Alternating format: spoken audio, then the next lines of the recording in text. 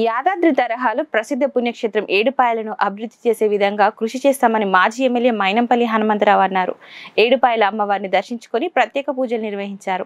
ఈ సందర్భంగా పాలక మండలి ఆలయ అర్చకులు పూర్ణ కుంభంతో స్వాగతం పలికారు. ఈ సందర్భంగా ఆలయ చైర్మన్ బాలగౌడ్ మైనంపల్లి హనుమంతరావును సన్మానించి తీర్థప్రసాదం అందించారు.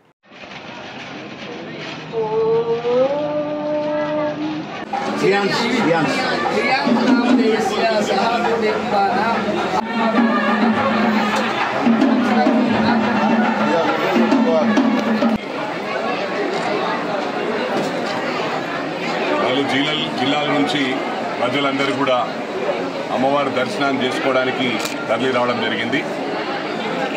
ఏదేమైనప్పటికీ కూడా ప్రజలందరూ కూడా సుఖ సంతోషాలతో ఉండాలని, పాడి పంటలన్నీ కూడా బాగుండాలని, ముఖ్యంగా ఏంటంటే అందరి సజెషన్స్ తీసుకొని యాదాద్రిని ఏ విధంగానైతే డెవలప్ చేశారో అదేవిధంగా మాటల్లో కాదు చేతల్లో చూపిస్తాను. ఎందుకంటే ఇది కొత్త ప్రభుత్వం, హార్డ్లీ 2 నెలలే అయింది అమ్మవారు కాబట్టి తప్పకుండా అమ్మవారి ఆశీస్సుల వలన డాక్టర్ మైనంపల్లి రోహిత్ గెలవడం జరిగింది. తప్పకుండా అదేవిధంగా అభివృద్ధి జరుగుతుంది.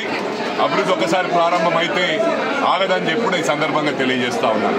మరి ఈరోజు కొన్ని ఇబ్బందులు జరిగిండొచ్చు ప్రజలకు.